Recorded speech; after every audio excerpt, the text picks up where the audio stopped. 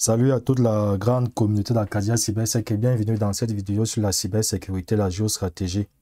Dans cette vidéo, nous allons parler d'un ensemble d'éléments très importants sur la sécurité défensive et même les éléments qui impactent, n'est-ce pas, la qualité de votre performance sur la cybersécurité offensive, c'est-à-dire tout ce qui concerne le ethical hacking et j'en passe.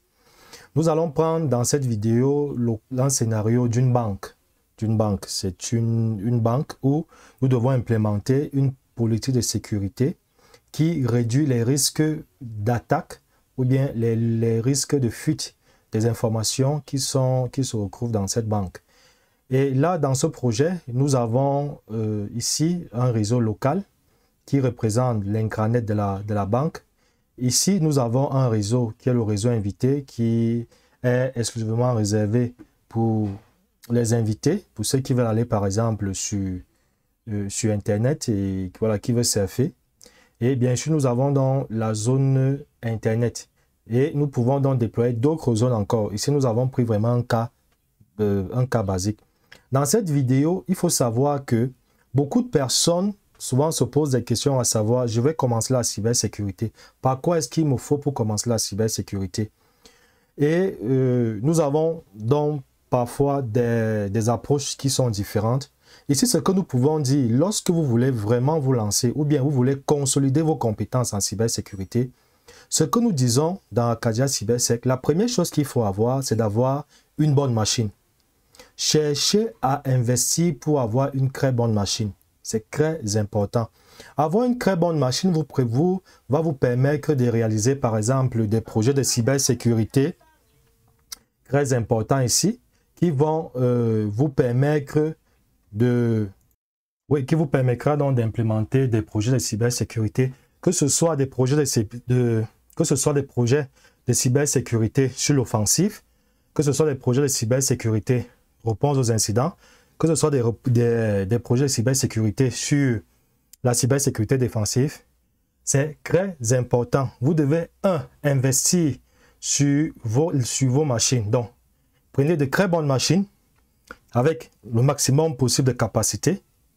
Et là, vous allez donc, une fois que vous avez la machine, la seconde chose que vous devez faire, on ne parle pas de ça beaucoup, c'est que vous devez, n'est-ce pas, installer Linux sur votre disque dur. Vous devez installer, vous devez avoir, pour ceux vraiment qui veulent aller très loin en cybersécurité, vous ne pouvez pas aller loin en cybersécurité lorsque vous travaillez avec une distribution Windows. Parce que lorsque vous allez voir, par exemple, lorsque vous voulez pousser loin, c'est le cas par exemple du projet que nous allons vous présenter. Lorsque vous voulez pousser loin, il y a des projets, il y a des niveaux d'architecture que vous ne pouvez pas faire simplement parce que Windows déjà rencontre des bugs. Et Windows, n'est-ce pas, ce problème de stabilité là, lorsque nous avons déjà des projets complexes en cybersécurité. Donc, vous devez avoir, vous devez chercher à avoir une très bonne machine. En deuxième position, vous devez installer Linux. Vous pouvez d'abord commencer, pour ceux qui ne sont pas encore expérimentés sur Linux, vous pouvez d'abord installer Ubuntu Desktop dans sa dernière version actuelle, en l'occurrence la 24.04. Donc, vous pouvez installer également aussi d'autres distributions Linux où vous vous sentez à l'aise. Donc, ça vous permettra justement de pouvoir déployer des architectures de sécurité de très haut niveau. Et là, maintenant, vous allez comprendre vraiment les profondeurs de la cybersécurité et vous allez donc aussi explorer d'autres aspects que on ne parle pas beaucoup généralement dans le monde de la cybersécurité. Et lorsque vous êtes dans le monde de Linux, vous devez savoir que vous avez beaucoup d'opportunités en termes d'apprentissage, en termes de connaissances et surtout en termes de compétences dans la cybersécurité. Mais avant donc de revenir sur notre projet, nous vous invitons à vous abonner à notre chaîne YouTube pour ceux qui ne sont pas encore abonnés à la chaîne. Nous avons partagé beaucoup de vidéos sur la cybersécurité et la géostratégie pratique qui sont implémentées spécifiquement dans les environnements de production. Et vous pouvez aussi, n'est-ce pas, consulter notre site internet qui est encore en développement, bien sûr, où nous proposons déjà des éléments de cybersécurité de niveau impressionnant, en fait, qui répondent uniquement dans les environnements de production. Ici, par exemple, nous avons le programme du niveau prépa, uniquement ce programme du niveau prépa de compétences géostratégiques en cybersécurité, où vous pouvez par exemple trouver ici, n'est-ce pas, un ensemble déjà de programmes stratégiques et uniquement pratiques dans des environnements de sécurité robustes. Donc, nous revenons sur notre projet. Donc, ici, dans notre machine, nous devons savoir que moi, actuellement, j'ai une machine qui tourne sur 32 Go de RAM et elle me permet d'implémenter beaucoup de choses. Donc, on pouvait encore aller plus loin. Donc, comme je disais tantôt, ici, nous avons donc une infrastructure d'une banque qui nous permet justement de pouvoir apporter un minimum de sécurité déjà. Déjà, ce qu'il faut savoir simplement, c'est que dans cette architecture-ci, nous avons un routeur. Ça, c'est un routeur de constructeur Cisco sans faire la promotion. Ici, c'est un switch manageable Linux Open Switch. Et ça, c'est un routeur VOS également aussi qui est un routeur très, très impressionnant et qui permet de faire énormément de grandes choses. Et ensuite, ça sort donc pour Internet. Et là, ici, nous avons dans nos différents utilisateurs. Et là, nous avons un proxy web. Ce qui permet quoi? Ce qui permet que toutes les requêtes qui passent, c'est-à-dire toutes les requêtes qui sortent du réseau intranet passent d'abord par le proxy avant de laisser sortir, n'est-ce pas, ces requêtes-là vers Internet, afin d'analyser le comportement malicieux des requêtes. Et y compris que lorsque la réponse est aussi vice-versa. Pour que lorsque le site répond, la réponse arrive d'abord au niveau du serveur proxy et ensuite l'utilisateur maintenant peut avoir accès, n'est-ce pas, au site internet ou bien au service.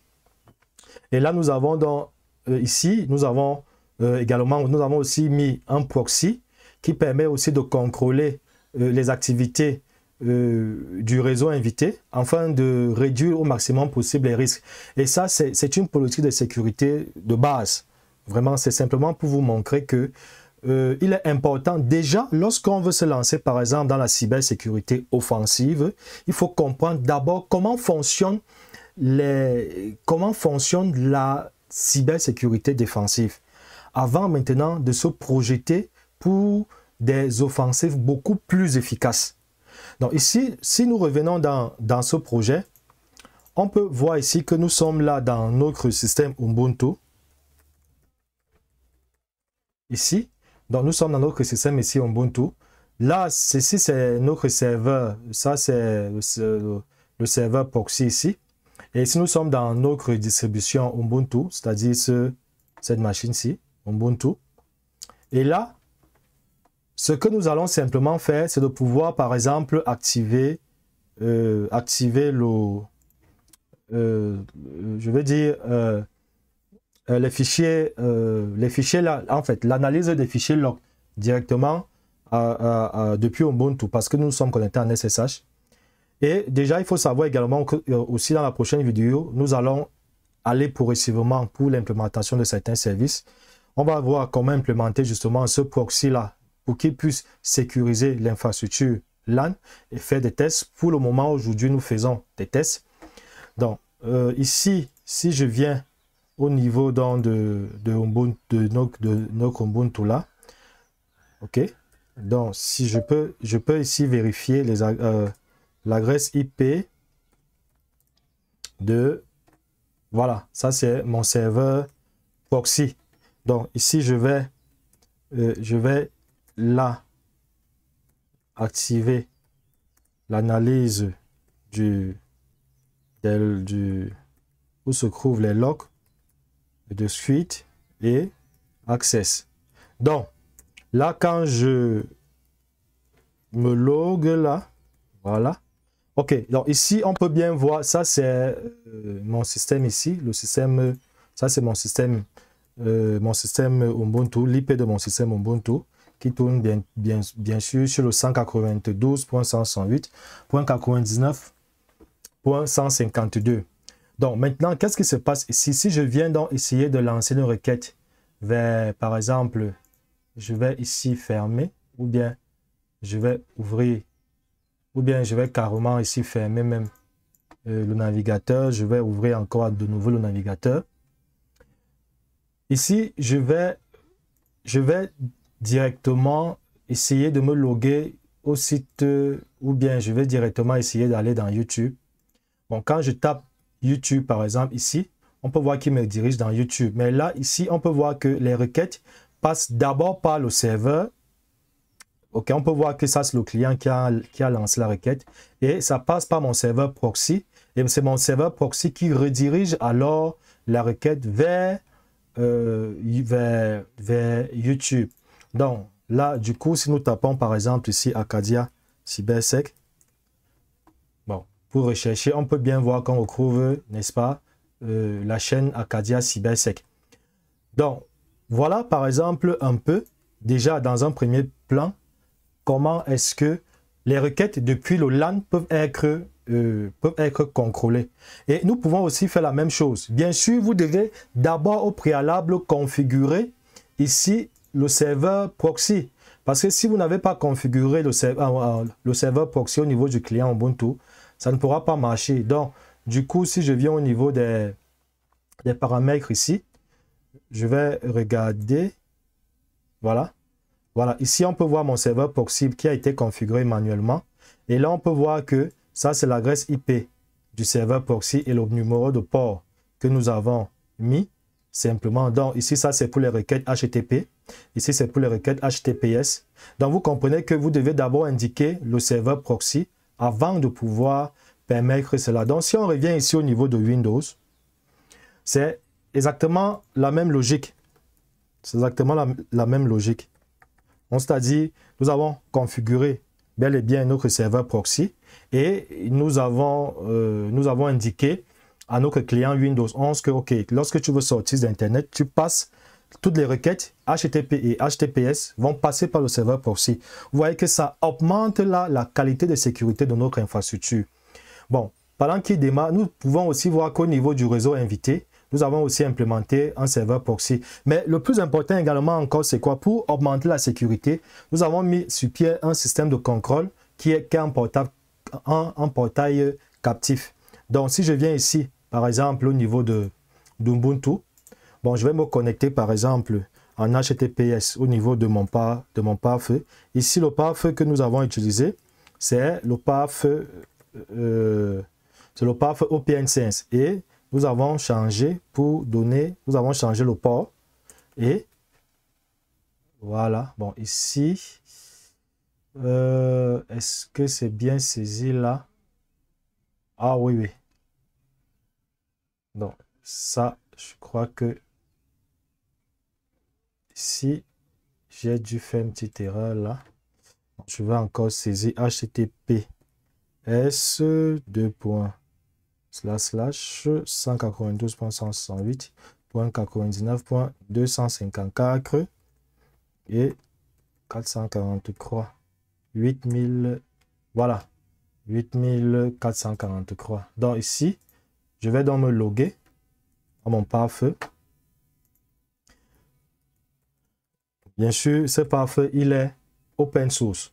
Donc ici, là, on peut voir que, bon, ici, nous avons configuré simplement un portail captif, hein, afin que toutes les requêtes vers Internet puissent passer vers le portail captif.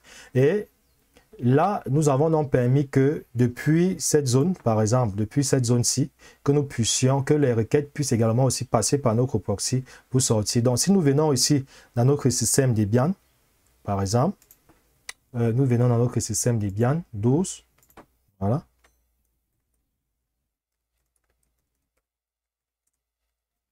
Voilà, ça aussi c'est notre serveur proxy que nous avons déjà préparé. Donc ici, ce que je vais faire simplement là, c'est que je vais d'abord essayer d'accéder à Facebook. Je vais essayer d'accéder à Facebook. Bien sûr, nous avons décidé de bloquer également aussi certains sites malveillants. Nous avons décidé de bloquer par exemple certains sites pornographiques. Et ça permet aussi de contrôler justement aussi, on peut aussi faire un blocage par mots-clés. Donc, du coup, ce qui signifie que lorsqu'on tape, par exemple, un ensemble de mots-clés, le proxy se charge de pouvoir de vérifier. Donc là, si je tape, par exemple, ici, je tape Facebook. Donc là, vous voyez qu'on me dit que le serveur proxy bloque la connexion. Et on peut voir ici les réponses. Les réponses, là, c'est le client qui a lancé la requête. Ici, c'est le serveur proxy qui répond en bloquant la requête HTTPS vers Facebook. Donc là, je vais maintenant essayer de me loguer vers YouTube. Et là, ici, ça me redirige vers... Ici, ça me redirige justement. Je vais encore ici. Voilà, je viens. Back. OK. Donc, je vais ici me loguer dans... Voilà. Donc, je peux taper ici YouTube, par exemple. Vous voyez qu'à chaque fois que je tape la requête est redirigée vers mon serveur proxy. Donc, là, je viens dans Advanced. Bon, ici, je viens... Voilà, je viens dans Advanced là et j'accepte les conditions. Et ici, on peut voir que ça me redirige vers le portail captif. Bon, maintenant, ici, nous avons aussi implémenté, nous avons considéré qu'il y a plusieurs utilisateurs. Il y a là, par exemple, ça peut être également aussi une banque stratégique et on ne peut pas permettre à tout le monde de rester éternellement sur Internet. Dans notre réseau, c'est-à-dire notre réseau-ci, ce que nous avons mis sur pied, on a mis sur pied un système de voucher qui permet justement de contrôler la connexion à un temps et ça permet aussi de garantir un niveau de sécurité afin de réduire les risques également aussi d'infiltration dans le système. Donc ici, si nous venons et les vouches se gèrent depuis, bon, si je viens ici, on peut voir que nous avons déjà des vouches ici qui ont été utilisées. Ici, nous avons encore des vouches qui sont disponibles là. Et là, on va aller donc se connecter directement. On va aller se connecter. On va récupérer par exemple le voucher. Voilà. Donc ici, on va essayer d'ouvrir avec... On va essayer d'ouvrir là avec par exemple un autre éditeur là. Celui-ci, pas celui-ci. On va essayer d'ouvrir avec par exemple Pluma. Voilà. On va essayer d'ouvrir donc avec Pluma. Donc, vous comprenez que ici, oui, Open, OK, voilà. Donc, dans ce cas, nous allons donc utiliser les vouchers pour autoriser les utilisateurs de se, bon, pour autoriser donc les utilisateurs de se connecter à partir du, voilà, c'est ça ici. Bon. On va donc prendre ici le nom utilisateur ici. Voilà. On va le prendre, on va venir ici. C'était là, voilà. On va coller. Et on va venir ici récupérer également aussi le mot de passe. Voilà, on va venir ici, on va simplement coller. Et voilà. Vous voyez que là, ça marche. Ça redirige maintenant vers Internet. Et ici, on peut voir que notre serveur proxy a autorisé justement la requête à passer. Donc là, maintenant, ça veut dire que si nous venons ici, nous venons par exemple, nous voulons aller cette fois-ci, comme on voulait aller dans YouTube, on peut voir que la requête redirige très bien vers YouTube. Et nous pouvons vérifier même à partir de notre dashboard ici. Donc, si nous venons dans Session, pour voir les sessions actives, on peut voir que nous avons une session qui est active ici. Et on peut voir donc qu'une personne est connectée depuis le portail captif. Donc, depuis cette zone-ci là. Donc, ça, ce sont des mesures de sécurité qui sont très importantes à savoir, à connaître. Donc, maintenant, je vais revenir au niveau de notre Windows là. Pour justement aussi montrer, voilà, pour justement aussi montrer que, bien sûr, nous avons aussi implémenté un accès VPN qui permet justement aussi de se connecter depuis l'extérieur via le réseau VPN. Mais ici, pour ce cas, je vais rapidement d'abord tester avec, je vais tester ici avec notre Windows. Et ici, par exemple, je vais essayer de taper là proxy pour montrer justement que le proxy aussi a été configuré depuis voilà, le proxy a été configuré depuis notre système Windows, afin de pouvoir faire rediriger les requêtes HTTP et HTTPS vers le proxy pour analyse, et il fait donc rediriger également aussi, il faut aussi rediriger, n'est-ce pas, les requêtes depuis des serveurs et vice versa. Donc voilà, on peut donc voir que une politique est là si on revient au niveau du proxy, et nous avons désactivé bien sûr les paramètres automatiques afin de rediriger les requêtes vers notre serveur proxy. Donc du coup on peut voir qu'on est connecté. Donc si bel et bien on essaye par exemple d'accéder depuis notre website. Ici par exemple je vais essayer d'afficher l'adresse de notre Windows 11. Voilà. Donc ici, je vais, voilà. Donc, je vais par exemple ici taper aussi les requêtes. Je vais taper aussi la requête. Bien sûr, on a bloqué l'accès à Facebook. Hein. On a bloqué l'accès à Facebook. Donc du coup, le proxy ici n'est pas censé rediriger, n'est-ce pas, les requêtes vers le domaine de Facebook. Par contre, nous avons autorisé par exemple YouTube. Donc ça dépend. On a autorisé YouTube et là, ça passe directement via. Et ici, on peut voir que lorsque nous essayons, par exemple, lorsque nous essayons de nous loguer, on peut voir les requêtes et on peut voir que c'est 99.159 qui a lancé la requête ici pour rediriger justement vers YouTube, tel qu'on peut voir ici. C'est là, donc si nous tapons Acadia cybersec. Voilà. Voilà. Donc, et là, simplement, ça nous redirige justement vers... Et ici, on peut vérifier, hein, on peut vérifier l'adresse IP de notre Windows 11, afin de nous rassurer qu'effectivement, c'est 153 qui est justement géré ici au niveau de notre serveur proxy. Donc, après ce cas de test, ce que nous allons simplement faire, c'est que nous allons ici venir éteindre dans notre Windows là. Voilà, on va simplement l'éteindre. Bon, maintenant ici, il faut savoir que nous avons implémenté un protocole très intéressant et qui est vraiment capital pour des entreprises, surtout des entreprises sensibles.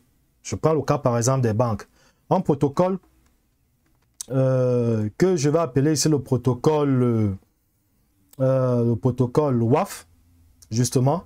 Mais le protocole WAF fonctionne avec un plugin JNX, justement, qui est déjà disponible gratuitement depuis les PAF OPN5 ou bien PF5. Bon, ici, je vais par exemple la présenter un peu. Par exemple, là, on peut voir par exemple ici, j'ai installé déjà et c'est lui qui permet donc ici de gérer la sécurité directement, de gérer la sécurité de nos applications depuis via un reverse proxy en fait. Et à quoi est-ce que ça sert? Le plugin par exemple, ce plugin, le plugin JNX, n'est-ce pas, implémente un protocole qu'on appelle le protocole WAF à l'aide d'un module qu'on appelle NAXI. Donc, ce module fonctionne avec des règles prédéfinies déjà qui correspondent à 99% des modèles connus et trouvés dans les vulnérabilités des sites web. Donc, ça permet, n'est-ce pas, de réduire, de protéger de manière très avancée vos applications web que vous gérez depuis l'intérieur, par exemple. Et là, ici, on va faire, par exemple, un test. On va faire un test. Par exemple, ici, nous avons donc configuré déjà ça au niveau de notre interface WAN. Donc, cette machine-ci là, il représente par exemple l'attaquant qui veut se connecter. On va donc revenir ici au niveau de Kali. Donc, déjà, si on vient au niveau de Kali ici, on va se connecter depuis l'extérieur. Donc, une fois connecté, ce qui se passe là, c'est que nous pouvons vérifier, par exemple nos informations ici. Si nous tapons par exemple l'adresse IP. On peut voir bien et bien l'adresse IP ici. OK. Donc, et là, je vais essayer donc de me connecter parce que on a mis sur pied, on a configuré un domaine justement qu'on va appeler ici exemple. On a pris le cas par exemple que le domaine s'appelle exemple.com. On a directement mis ça ici. Donc, ce qu'on fait donc, c'est quoi? C'est qu'on va donc tester. Et là, je vais par exemple ici venir, je vais taper mon site. Et ce site-ci se trouve depuis l'intérieur. Donc, il se trouve également aussi, on a mis directement dans le même site, dans le même serveur où se trouve notre serveur proxy. Donc, je vais ici simplement exécuter par exemple le site exemple www.exemple.com. Voilà, on peut voir que ça redirige vers Apache. Bon, maintenant, supposons par exemple que nous avons ici un individu mal intentionné. Bon, cette fois-ci, il va essayer donc de lancer une requête par injection SQL pour essayer justement de pouvoir infiltrer le système et de pouvoir accéder au serveur de base de données. Donc, je vais donc venir ici, je vais essayer de tester et bien sûr, le voilà là ici. Le voilà là. Donc, je vais venir ici, je vais donc essayer donc de lancer ici mon test. Donc, je vais, bien sûr, cette requête, c'est là, vous pouvez trouver ça dans le site OWASP qui gère les applications, qui est une très grande référence pour la sécurité des applications web. Donc, ici, on a par exemple le même domaine. Cette fois-ci, on a essayé donc d'introduire des requêtes pour injection SQL. Et là, lorsqu'on valide, par exemple, on voit ici que notre serveur reverse proxy ou bien le proxy inversé nous protège et dit, OK, vous n'avez pas accès simplement parce que vous avez essayé, vous voulez violer, n'est-ce pas, la politique de sécurité en essayant de faire une injection SQL. Voilà, par exemple, quelque chose de très intéressant qui peut, n'est-ce pas, sécuriser votre infrastructure. Et ça, c'est le cas, par exemple, d'une politique de sécurité de notre banque là. Donc, c'est un peu... Donc, vous comprenez que, et là, bien sûr, on peut aller encore plus loin. Donc, bien sûr, ici, on peut faire des choses encore bien plus. Donc, là, la dernière chose que nous allons faire ici, c'est, par exemple, essayer donc de nous connecter directement via un VPN qui a déjà été aussi implémenté ici. Donc, nous connecter directement via le VPN. Bien sûr, comme je l'ai dit, la première chose que vous devez savoir simplement ici, c'est quoi? C'est que vous devez avoir une bonne machine. Vous devez installer Linux. Vous devez installer Linux. Et vous pouvez maintenant, n'est-ce pas, si vous voulez, vous pouvez installer en dual boot vous pouvez installer en dual boot Windows et Linux. Mais si vous avez par exemple 1 Tera de disque dur SSD, vous pouvez par exemple installer Linux 800 Go et Windows, vous pouvez mettre 200 Go. Donc, du coup, je vais donc revenir au niveau de notre Windows ici. Et là, je vais accéder, par exemple. Mais ici, comme le serveur proxy, par exemple, est configuré manuellement, ce que je vais faire, et je suis depuis l'extérieur, donc ça ne peut pas marcher. La chose qu'il faut d'abord faire là, c'est de pouvoir essayer de me connecter, de passer, comment je vais dire ça? C'est de passer, c'est de ne pas rediriger les requêtes, tout ce qui est requêtes HTTP ou HTTPS. Je serai d'abord obligé de désactiver, n'est-ce pas, mon serveur proxy. Donc, du coup, il est important donc de comprendre cela. Bon, maintenant que nous sommes au niveau de notre Windows, ce qu'on va donc faire, bon, bien sûr, on peut vérifier ici, on peut vérifier, bien sûr, vous pouvez vérifier l'adresse IP qui a été prise depuis l'extérieur. Et c'est une adresse IP qui tourne sur le 192.68.0. quelque chose, comme celle-ci. Donc, je vais venir ici, je vais taper IP config. Voilà, et on peut voir également qu'il a pris le point 2. Donc, ce qu'on va faire simplement, c'est que je vais ici essayer donc de me connecter via mon VPN, mon client VPN. Bon, bien sûr, il a déjà, n'est-ce pas, le certificat qui lui a été envoyé. Donc, il peut se connecter directement au niveau du réseau LAN, c'est-à-dire de notre banque ou bien de notre entreprise ici. Donc, il aura accès directement au niveau, il aura accès directement via le tunnel. Et nous avons utilisé OpenVPN directement via le tunnel et accéder aux infrastructures de la banque. Donc là, par exemple, on peut voir ici qu'il va essayer de pinguer notre système Ubuntu. Donc là, on va donc revenir ici. On va revenir là, voilà. Donc voilà. Donc ici, je vais activer et là, je vais ancrer le mot de passe.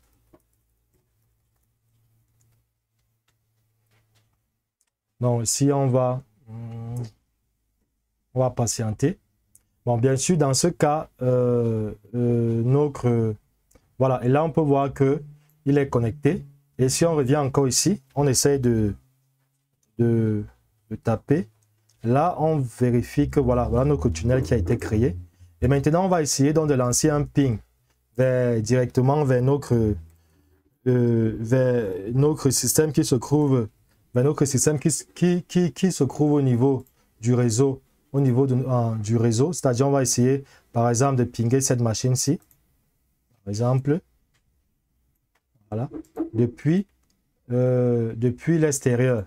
Donc, depuis l'extérieur, comme on peut voir ici, nous sommes là. On va donc lancer un ping directement et on va voir que le ping va passer directement via le tunnel VPN. Donc, on va lancer un ping. Voilà. Là, ici, on voit qu'il ping directement notre machine qui se trouve dans le réseau LAN. Donc, on va s'arrêter là pour aujourd'hui. Déjà, l'objectif de cette vidéo était de vous présenter la stratégie de la cybersécurité telle que vous devez comprendre lorsque vous voulez vous lancer en cybersécurité. Ça ne sert à rien de vouloir courir et utiliser des outils de pentest sans comprendre en fait quel est le niveau de force, le niveau de puissance de votre adversaire. Et pour comprendre donc la stratégie de la cybersécurité, il est important de comprendre, d'analyser d'abord quels sont les niveaux de puissance de sécurité de mes adversaires. C'est sous la base là que je pourrais donc définir des bonnes stratégies d'attaque. Et vous comprenez donc ici, avec ce bonhomme-ci, il pourra donc utiliser donc des stratégies d'attaque beaucoup plus impressionnantes. Donc on pouvait encore mettre ici, et nous avons même mis un système qui permet d'empêcher par exemple les reconnaissances actives en fait. C'est-à-dire lorsque vous utilisez, par exemple, utiliser une reconnaissance directe via Nmap, bien sûr, il pourra pas, le service sera directement bloqué. Donc, il sera bloqué tel que nous avons présenté dans notre précédente vidéo YouTube. Donc, laissez-nous en commentaire ce que vous pensez par rapport à cette stratégie de la cybersécurité. Et nous vous disons merci et à la prochaine vidéo.